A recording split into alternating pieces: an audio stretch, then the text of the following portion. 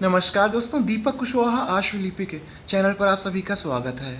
और आज के इस वीडियो में एक बार फिर से बात करूंगा उत्तर प्रदेश लोक सेवा आयोग से आने वाली भर्तियां, अपर निजी सचिव, इसी तरीके आपकी एक ये सहायक अध्यापकों की भर्ती होती है जिसे LT ग्रेड शिक्षक कहते हैं। ठीक है, ये भर्ती हो गई। और फिर आपकी एक ये प्रवक्ता भर्ती होती है, इसके बारे में। और फिर ये अंत में समीक्षा अधिकारी, सहायक समीक्षा अधिकारी के बारे में।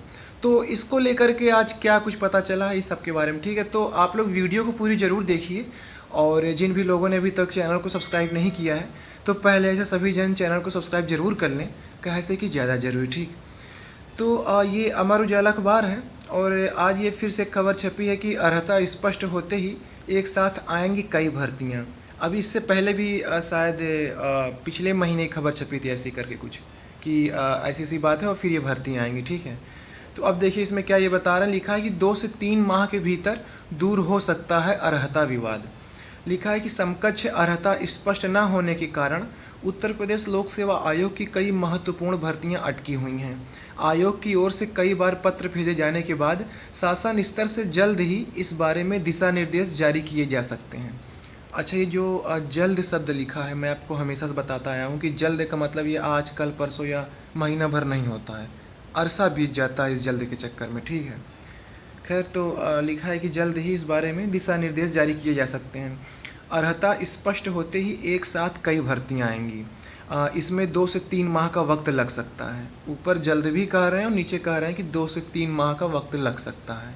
ठीक, अभी जबकि पिछला कई 6 महीना खा गए उसका जिक्र नहीं है इसमें, अभी और लग सकता है। ठीक, लिखा है कि अर्हता स्पष्ट न होने के कारण 6 महीना कह रहा हूँ, जैसे कि ये 10 साल हो गया पर नई सचिव गए हुए, तो वो कम पड़ रहा था अभी, अब 2 महीना और लेंगे ये। ठीक है, क्या कहें। अब अर्हता स्पष्ट न होने के कारण 6900 पदों पर भर्तियां फंसी हुई हैं। हाईकोर्ट के आदेश पर आयोग ने संबंधित विभागों और शासन को समकक्ष अर्हता स्पष्ट किए जाने के लिए पत्र लिखा है। अर्हता के विवाद के कारण LT ग्रेड शिक्षक भर्ती, अपर निजी सचिव, जिसका पहले नाम नहीं होता था, अब बाकायदा पूरा नाम छपता है और छोटा सा भी उसको छापते हैं, उसका संक्षिप्त नाम APS। ठीक है, फिर है समीक्षा अधिकारी, सहायक समीक्षा अधिकारी, RO ARO, और ये प्रवक्ता भर्ती समेत दूसरी भर्तियों के विज्ञापन अटके हुए हैं। अच्छा, इसी में आपका ये खंड शिक्षा अधिकारी का भी है जिसको BEO कहते हैं। ठीक है, तो ये भी भर्ती आनी है। लिखा है कि विभागों, और आप लोग एक पूछते हैं कोई AE भर्ती है, सहायक अभियंता, देखिए उसकी चर्चा नहीं है कहीं। आयोग भी जाता हूँ तो उसके बारे में कुछ पता नहीं चलता, या फिर वो लोग बताते नहीं कि ऐसी भी कोई भर्ती आनी है अभी फ़िलहाल। ठीक है, बाकी अभी ये PCS की परीक्षा हो जाए, अभी तो कोई वहाँ मतलब कि एक जिम्मेदार तबके का अधिकारी कोई अभी नहीं मिलेंगे, चाहे वो सचिव हो गए या फिर ये अनुसचिव। ठीक है, तो PCS परीक्षा हो जाएगी तो उसके बाद उनसे मुलाकात होगी मेरी, तो फिर आपको बताऊंगा क्या कुछ चल रहा है। ठीक, तो लिखा है कि विभागों और शासन की ओर से स्थिति स्पष्ट न किए जाने के कारण प्रमुख भर्तियों पर ब्रेक लग गया है, जबकि इन सभी भर्तियों के लिए पदों का अधियाचन आयोग को काफ़ी पहले ही मिल चुका है। आयोग ने अपने स्तर से भर्तियां शुरू करने की तैयारी कर रखी है और अब समकक्ष अर्हता स्पष्ट होने का इंतजार है। अर्हता स्पष्ट होते ही नई भर्तियों का विज्ञापन जारी कर दिया जाएगा। दरअसल ये स्पष्ट कुछ नहीं करना होता, जानते क्या होता है, बस उनको 1-2 पंक्ति टाइप करके लिखना होता है बस, कि ये ऐसी बात ही ऐसी बात है, बस बात ख़त्म इतने पर। अब लेकिन जान अधिकारी आदमी है, हाथ उठाएंगे तकलीफ़ होगी, और फिर उसी हाथ में अपने नाजुक नाजुक हाथों में कलम पकड़ेंगे तो फिर बहुत तकलीफ़ होती है, फिर पैर फैलाएंगे, कुर्सी बैठेंगे, ये वो, तो बड़ा दिक्कत होता है। तो इसलिए बड़ा आहिस्ता आहिस्ता से ये लोग काम करते हैं। ठीक है, तो गर्दन वर्दन घुमाएंगे तो लचक भी खा सकता है, तो इसीलिए लोग बड़ा आराम से करते हैं। और फिर आयोग कम भी थोड़ी ना कुछ है, कभी वो मामला सुलझाना चाहता है आयोग, तो शासन के पास समय नहीं रहता है, कभी शासन सुलझाना चाहता है तो आयोग के पास नहीं रहता है।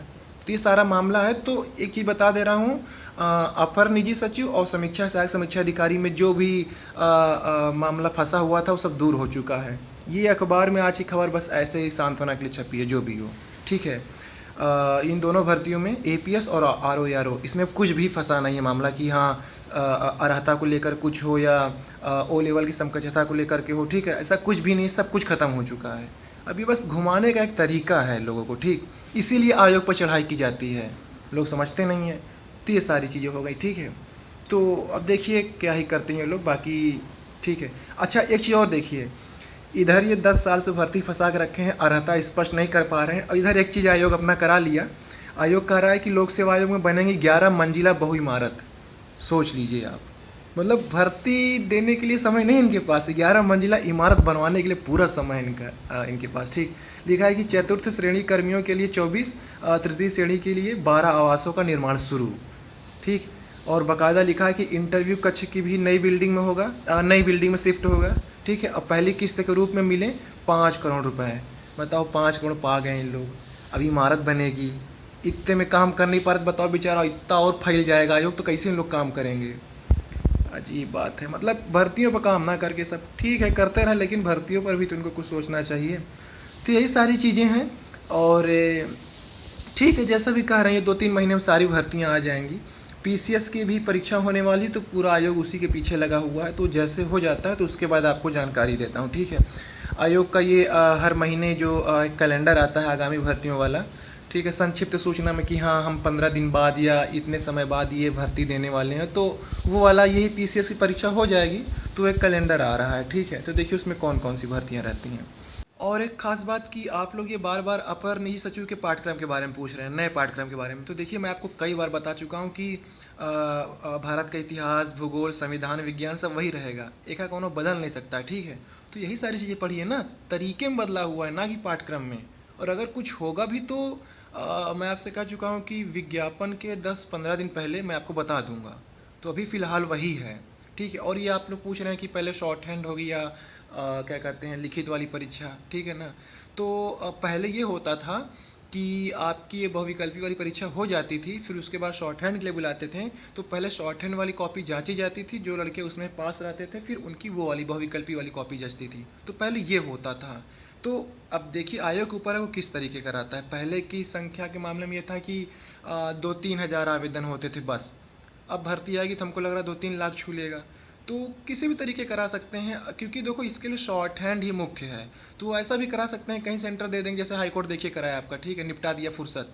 तो ये भी हो सकता है कि शॉर्ट हैंड जो पास होगा वही उसकी बहुविकल्पी वाली कॉपी जचेगी, ये भी हो सकता है।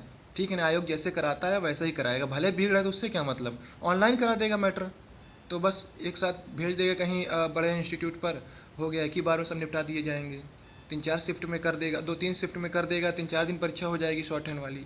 तो आयोग के ऊपर वो कैसे भी कराए उसके लिए नहीं सोचना है। ठीक है, और बाकी टाइपिंग फ़ॉन्ट तो 2 ठो आपको मिल ही चुका है, अब क्या चाहिए। तो बस एकदम लगे रहे धुआंधार, और भर्ती आनी ही है। ठीक है, बाकी 350 पदों पर भर्ती आएगी, लगभग 350 से कुछ ज़्यादा ही रहेगा, वरना 350 से कम तो नहीं। ठीक, और आपके पास SSC होना चाहिए, स्नातक होना चाहिए, इसमें तो यही सारी चीज़ें हैं।